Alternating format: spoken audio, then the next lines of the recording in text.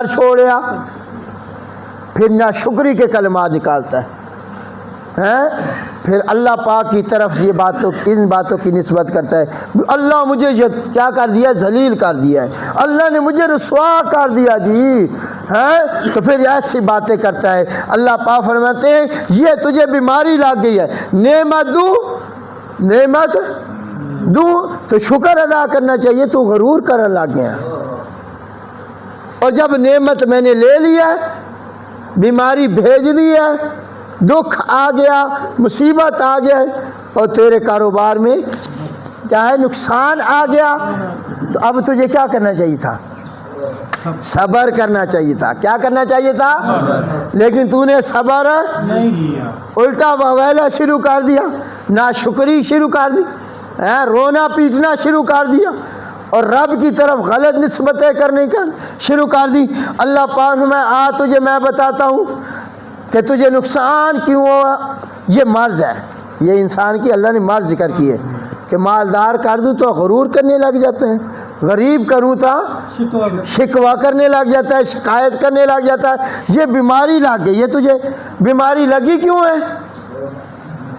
سبب مرض کیا ہے؟ اللہ پاک فرماتے ہیں تیرے اندر 4 اسباب تھے، کتنے؟ 4، جس کی وجہ سے یہ بیماری لگی تجھے۔ سب سے پہلی بیماری کا سبب یہ بنا، کلا بل لا تکرمون الیتیم، تو یتیموں کی عزت نہیں کرتا تھا، یتیموں کی عزت آپ کے میرے آقا امام الانبیاء حضرت محمد رسول اللہ صلی اللہ علیہ وسلم نے فرمایا کہ اس دنیا میں سب سے بہتر گھر وہ ہے کہ جس گھر میں کوئی یتیم بچہ یا بچی پرورش پا رہی ہو اور اس کے ساتھ اچھا سلوک ہو رہا ہو،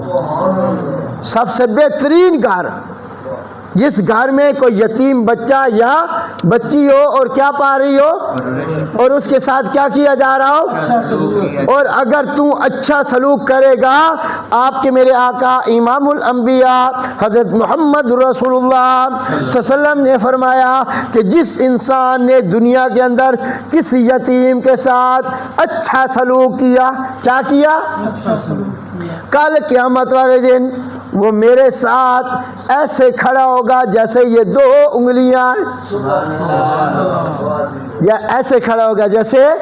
یہ 2 انگلیاں۔